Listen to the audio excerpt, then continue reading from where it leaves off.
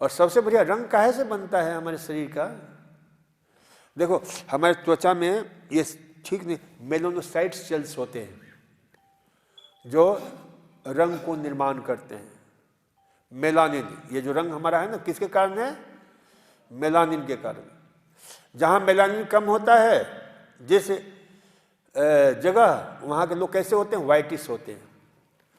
और जहां मेलानिन ज्यादा होता है वहां कैसे होते हैं? डार्क होते हैं, ब्लैकिश होते हैं। जैसे अपने हिंदुस्तान में देख लो, सबसे कम सूरज कहाँ मिलता है? कश्मीर, हिमाचल प्रदेश, तो वहां के लोग प्राय व्हाइटिश मिलेंगे थोड़ा। और सबसे ज्यादा एक्सपोजर कहाँ होता है सूर्य का? तो साउथ में, तो वहां के लोग थोड़ा सा डार्क कलर के मिलते हैं। और हम लोग बीच में हैं, न ज्यादा गर्म है न ज्यादा ठंडा है, गर्म भी है तो ठंडा भी है, दोनों ही है। तो हमारा कैसा? व्हीटिश है, यानी गेहुआ कलर जिसको बोलते हैं। न व्हाइटिश है न डार्क है, कैसा है? व्हीटिश कलर है। तो ये किसकी कृपा है? भगवान सूरज की। तो रंग काहे से बनता है? सूरज भगवान के कारण। तो जिनको व्हाइटिश है तो उनको सन बाथ जो ना लेना चाहिए। और यहाँ एक तेल है खास प्रकार का, जिसको क्या बोलते हैं?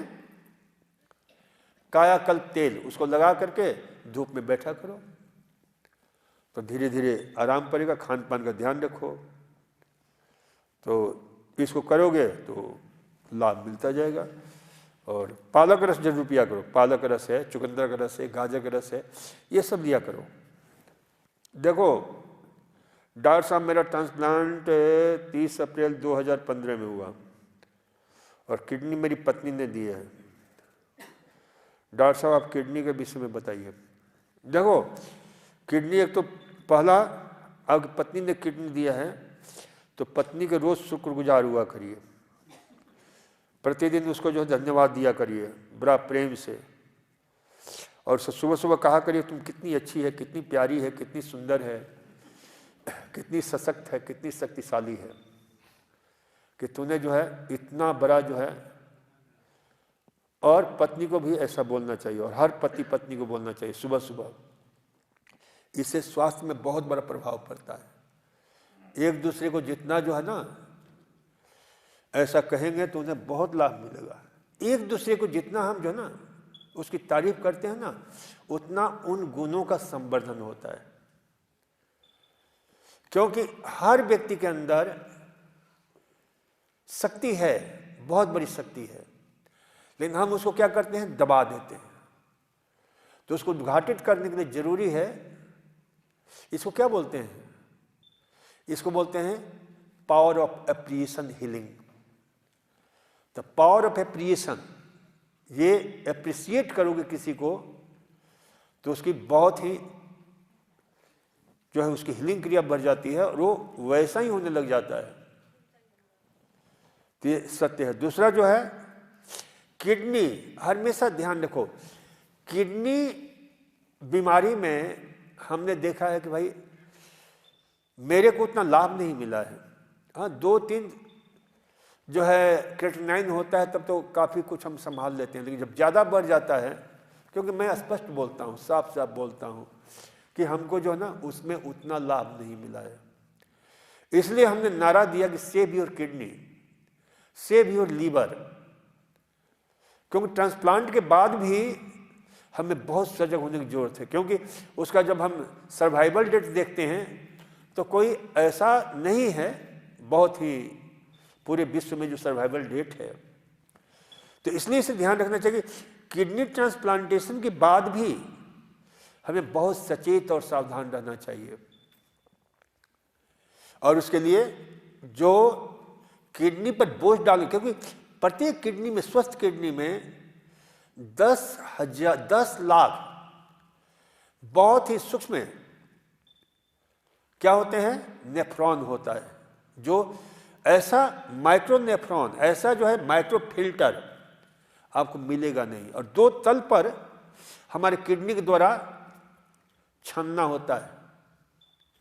एक तल पर जो है जो व्यर्थ की चीजें होती हैं उनको निकाल बाहर करने की कोशिश करता है, दूसरे तल पर जो आवश्यक चीजें होती हैं फिर रक्त में छोड़ देता है, और उल्टा पुल्टा जो चीजें होती है वो क्या करता है? निकाल बाहर करता है। वर्ज्य पदार्थ जिसको बोलते हैं। तो किडनी की बहुत ऐसे खराब नहीं होता है जब हम उसके साथ बहुत अत्याचार करते हैं, या कुछ उसी प्रकार से ऑटोइम्यून डिजीज के रूप में, या जो है ज़्यादा हमें जैसे ब्लड प्रेशर जिसका बढ़ा हुआ रहता है उसको जो है किडनी फेलियर होने की संभावना ज़्यादा रहती है। इसलिए ब्लड प्रेशर कंट्रोल करना बहुत ज़रूरी है, बहुत ज़रूरी है। जिसको भी ब्लड प्रेशर है उसका प्रभाव किडनी पर खतरनाक ढंग से होता है। तो एक तो ब्लड प्रेशर कंट्रोल रखो। खान पान में नमक का प्रयोग, नमक सबसे बड़ा शत्रु है किडनी का, तो जितना हो सके नमक विहीन आहार जो है कोशिश करना चाहिए लेने की। नमक कम से कम मात्रा में। कितना नमक चाहिए हमारे शरीर को? 0.5 से 3 ग्राम तक, जितना कम से कम नमक हो प्रयोग करना चाहिए। तो नमकीन आहार, तो नमकीन आहार में क्या है? चाट है, पकौड़े हैं, नमकीन है, बहुत सारी चीज़ें हैं। तो उन सब का जो है, जिनका भी ये प्रश्न है अच्छी तरह सुन लो कि नमक ज़्यादा दिन जिंदा रहना है, उस किडनी को बचा करके रखना है, भले आपके मैडम की ही किडनी क्यों ना हो, तो उसे जो ना ज़्यादा दिन तक अपने में संजो करके रखने के लिए बहुत ज़रूरी है, क्योंकि बड़ा प्यारपूर्ण वो किडनी है, तो ध्यान रखना आप। तो उसे जो ना बड़े स्नेह के साथ, प्रेम के साथ उसे बचाओ। तो इसलिए ध्यान रखना है कि भाई नमकीन चीज़ों का प्रयोग मत करो, चीनी वाली चीज़ों का प्रयोग मत करो, ज़्यादा फ्राइड फूडों का प्रयोग मत करो। मार्केट की जो चीज़ें मिलती हैं ना, ये रंग बिरंगे आहार, रंग बिरंगी मिठाइयाँ, ये किडनी को भयंकर रूप से डैमेज करती हैं। दवा भी बड़े समझदारी के साथ करो, क्योंकि किडनी ट्रांसप्लांटेशन के बाद भी कुछ दवाइयाँ लेनी पड़ती है, वो कंपल्सरी होता है, क्योंकि शरीर रिजेक्ट न कर दे। तो इसलिए उस हमारे शरीर के इम्यूनोलॉजिकल प्रोसेस को दबाने के लिए ऑटो इम्यून सप्रेसिव जो है ना मेडिसिन दिया जाता है, तो उसका तो प्रयोग करना जरूरी ही होता है। तो इसलिए इसे ध्यान रखना है कि भाई उन दवाइयों को डिटॉक्सिफाई करते रहो। एक तो पानी जो है अपने पर्याप्त मात्रा में पीना चाहिए, परिमित मात्रा में पीना चाहिए, लेकिन पानी पीने में कंजूसी भी नहीं करना है, ना अधिक पीना है। और तो ये सारी चीज़ों को ध्यान रखो कि खाने पीने में फास्ट फूड, ये जितनी फास्ट फूड है उसमें केमिकल होते हैं, या बाहर के जो भी आहार हैं जिसमें जो है केमिकल होता है, तो किडनी को ही छानना पड़ता है। किडनी के ऊपर, लीवर के ऊपर, 2 अंग के ऊपर बड़ा उसका असर पड़ता है। तो इसको जो है ना थोड़ा बचा करके रखो। और कोई भी दवा वगैरह का प्रयोग बिना अपने जो डॉक्टर है उससे बिना सलाह के मत लिया करो, क्योंकि कुछ दवाइयाँ भी किडनी को डैमेज करती हैं। तो इस प्रकार से ध्यान रखा करो, किडनी को जो है शक्तिशाली बना कर रखो। आलू सबसे ज़्यादा खाया जाता है, इसके क्या कारण है? कारण तो कुछ नहीं है, शुरू से आलू हम ज़्यादा खाते हैं इसलिए आदत बन जाती है शरीर की हर घर में, क्योंकि आलू के बिना जो है वो मज़ा ही नहीं आता है, तो शुरू से ही। और आम आदमी के लिए बहुत ही सस्ता सब्जी है, और सब्जियों की अपेक्षा, और ज़्यादा दिन तक टिका भी रहता है, टिकाऊ भी है, और स्वाद डेवलप हो जाता है उसके प्रति, तो खाने में अच्छा लगता है। तो इसलिए जो है आलू के विषय में तो बहुत ही हमारे यहाँ,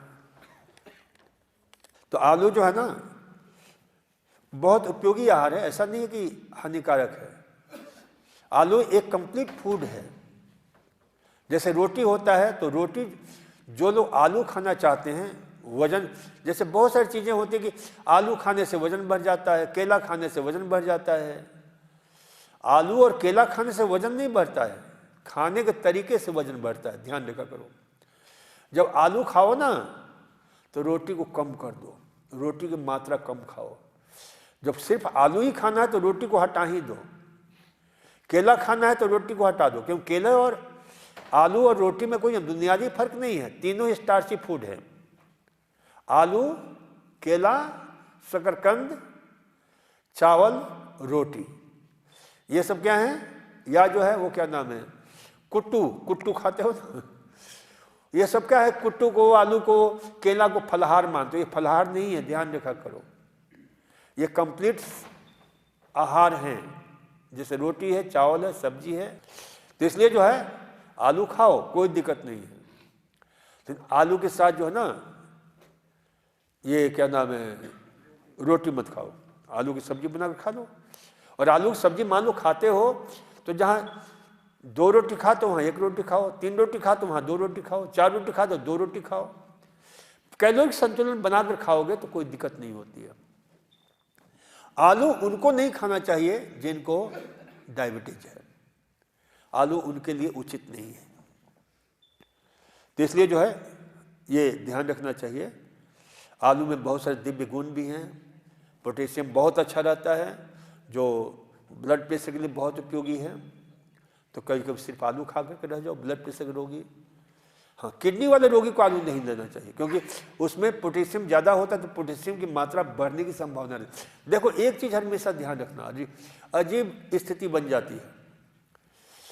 किडनी रोगों के लिए, बल्कि ब्लड प्रेशर के लिए पोटेशियम बहुत अच्छा रहता है। तो आलू और केला बहुत उपयोगी होता है। ब्लड प्रेशर जिनको है, बहुत ध्यान सुनना मेरी बात, नहीं तो उल्टा पुल्टा समझ लोगे तो गड़बड़ हो जाएगा मामला। कि आलू है, केला है, शकरकंद है, ये सब ब्लड प्रेशर रोगी के लिए बहुत उपयोगी है, क्योंकि इसमें पोटेशियम बहुत शानदार होता है। लेकिन वही ब्लड प्रेशर यदि बढ़ करके किडनी फेल कर देता है, किडनी फेलियर हो जाता है, तो उस स्थिति में आलू केला जहर का काम करेगा। यह ध्यान रखना, किडनी फेलियर वालों के लिए आलू केला, क्योंकि उसमें पोटेशियम की मात्रा ज़्यादा होती है। तो हाइपर कैलीमिया बीमारी हो जाती है, जिससे उल्टी आना शुरू हो जाता है, क्रैम्प्स होना, बड़ी स्थिति खराब हो जाती है। तो इसलिए जिनको किडनी फेलियर की स्थिति है, उनको पोटेशियम की मात्रा देखते हुए फिर आलू केला इत्यादि हमें लेना चाहिए। पोटेशियम नहीं तो हाइपर कैलीमिया होने से काफ़ी जो है ना तकलीफें बढ़ जाती हैं। तो ये ध्यान रखना चाहिए कि आलू बहुत उपयोगी है, लेकिन साथ साथ डायबिटीज के लिए, किडनी फेलियर वाले रोगी के लिए नहीं है। अच्छा, एक चीज़ और देखने में आता है कि नमक किडनी के लिए बहुत खतरनाक होता है, लेकिन किडनी फेल हो जाता है तो शरीर में सोडियम की मात्रा कम हो जाती है, फिर अलग से उनको नमक देना पड़ता है। ये बड़ी विचित्र स्थिति पैदा हो जाती है। तो ये ध्यान रखना चाहिए, इसके पीछे फिजियोलॉजिकल कारण होता है। तो ये ध्यान रखो। तो आलू खाओ।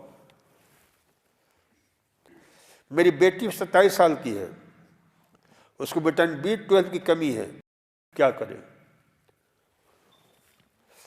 विटामिन B12 है कि कमी है तो अंकुरित अनाज खिलाओ, मूंग है, मोठ है, मसूर है, इसको अंकुरित करके खिलाया करो, विटामिन B12 मिलेगा। दही है, दही बहुत उपयोगी होता है विटामिन B12 के लिए। दूध है, दही है, छाछ है, इन सब का प्रयोग किया करो। मशरूम है, मशरूम खाया खिलाया करो। एक वो मिलता है, क्या बोलते हैं आपके, तो वो जो है दिया करो। तो इसे ध्यान रखना है। तो इन सब का प्रयोग करोगे तो अच्छा जो है आपको जो है उपलब्ध हो जाता है। ठीक है। मुझे सुबह चले जाना है, किसी लड़की को महीना डेट में, क्या लिखा है,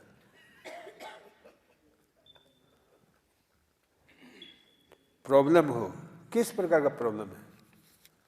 क्योंकि प्रॉब्लम जब तक हम समझे नहीं, क्या डिस्मेनोरिया है, क्या एमेनोरिया है, क्या उसे जो है प्रोफ्यूज मेंसेज होता है, कम होता है, पेट में दर्द होता है, जब तक स्पष्ट लिख करके भेजा करो। नाम मत लिखो, भले ही जो है ना साफ साफ लिखो, तो उस हिसाब से जो है यहाँ बताया जाता है। माहवारी के समय पहला दिन दर्द से बेचैन रहती है, एक प्रश्न है। तो एक तो ध्यान रखना चाहिए कि माहवारी जब भी शुरू हो ना, उसके पहले से ही 6-7 दिन तक यदि खुलकर माहवारी नहीं आती है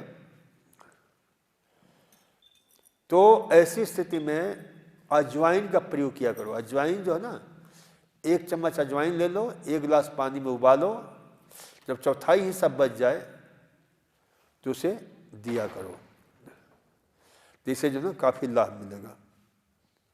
और दर्द होता है तो एक तौलिया भिगो, निचोड़ो और नाभि के नीचे वाले हिस्से पर, ये जो है ना ये हिस्सा, ये बोलते हैं पल्विक, तो पल्विक रीजन पर जो है ना क्या करना चाहिए, तौलिया रखो और ऊपर से गर्म पानी की थैली रख दो कि उससे जो है ना दर्द में लाभ मिलेगा। शरीर पर सफेद दाग हो गया है, बता दिएगा। गाल पर टमाटर की तरह लाल लाल होता है, तो ये तो अच्छी बात है ना। लोग तो सोचते हैं कि लाल लाल टमाटर जैसे गाल हो जाए। आगे क्या लिखा है, दाना दाना भी रहता है, तो ये गड़बड़ मामला है। बड़ों को भी उपाय बताएं। दाना दाना हो जाता है, ये गड़बड़ है, तो इसके लिए जो है ना टमाटर खाया करो। सही में टमाटर जो है ना, टमाटर और पालक रस लिया करो, तो उससे जो है, और प्राणायाम खूब करो, ताकि जो है चेहरे के हर प्रकार की, त्वचा के हर प्रकार की खूबसूरती के लिए टमाटर बहुत उपयोगी होता है। तो टमाटर का प्रयोग रोज किया करो, आप लोग 3-4 टमाटर उबाल कर खाया करो, और पालक टमाटर का रस पिया करो, तो इससे त्वचा का टेक्सचर बना रहता है। आंखों के नीचे जो काले काले डोरे बन जाते हैं वो भी ठीक हो जाते हैं। चेहरे पर किसी प्रकार के स्पॉट नहीं रहता है। ये सबसे सरल तरीका है पालक टमाटर का रस, क्योंकि उसमें वो सारे बहुमूल्य तत्व मिल जाते हैं जो त्वचा के टेक्सचर को सुंदर बना कर रखते हैं। रोज 1-2 नींबू पानी पिया करो, उससे बड़ा लाभ मिलता है। तो ये करोगे तो इससे जो है काफ़ी अच्छा आपके जो ना रहेगा। मेरे माता जी की उम्र 59 बरस है, उन्हें किडनी की प्रॉब्लम है, सीरम क्रिएटिनिन 3.2 है, इसके पहले 2.6 था, होम्योपैथी दवाई ले रही है, डॉक्टर बोलते हैं इसका पूर्ण रूप से कोई इलाज नहीं है, कृपया उपाय बताइए। बस मैंने बता दिया कि दाल और चीज़ों कम दे दो, दाल का प्रयोग बंद कर दो, और किडनी के थोड़ा गर्म ठंडा सेक करा करिए, जैसे गर्म ठंडा सेक बताया ना, और जिंजर फर्मेंटेशन करिए। गर्म ठंडा सेक काहे से, अदरक से, तो अदरक से गर्म ठंडा कंप्रेस करा करिए। तो इसलिए जो इसे ध्यान रखिए। My brother age 36 year having ligament injury ACL. A doctor says only operation is the option. Give the other option. तो वहां पर जो है ना गरम ठंडा सेक करो, और दूसरा क्या करो, मिट्टी की खूब ठंडी ठंडी लेप लगाया करो। रात को भिगो खूब अच्छी तरह से जो ना, कहीं भी सूजन है, दर्द है, मिट्टी जो है ना बहुत उपयोगी होता है सूजन शोथ के लिए। काली मिट्टी हो, कोई भी साफ सुथरी जगह की मिट्टी होनी चाहिए, मल मूत्र रहित मिट्टी होनी चाहिए, गंदगी नहीं होनी चाहिए। उसको अच्छी तरह कूट करके, छान करके, धूप में सुखा करके रोज रात को भिगो दिया करो। और मिट्टी तो हर जगह मिल जाती है, ये ध्यान रखो, जहां जो भी मिट्टी मिलता है वह उपयोगी है, तो मिट्टी का प्रयोग करा करिए। जैसे एक यहाँ पर हमारे टीचर महोदय हैं, कल हमने मिट्टी के विषय में चर्चा की थी, हैं क्या है यहाँ पर, हाँ वहाँ बैठे हुए हैं, तो प्रयोग करते रहते हैं। उन्होंने कहा कि अब आपने बच्चों पर, हमारे जो विद्यार्थी हैं उन पर हम प्रयोग करेंगे, है मिट्टी में ले जाकर स्नान करना, मुझे खूब एंजॉय करेंगे बच्चे, हैं बच्चों को गोलियां बना करके। मैंने कहा कि ये करो, उनकी जो है ना क्षमता बढ़ती है।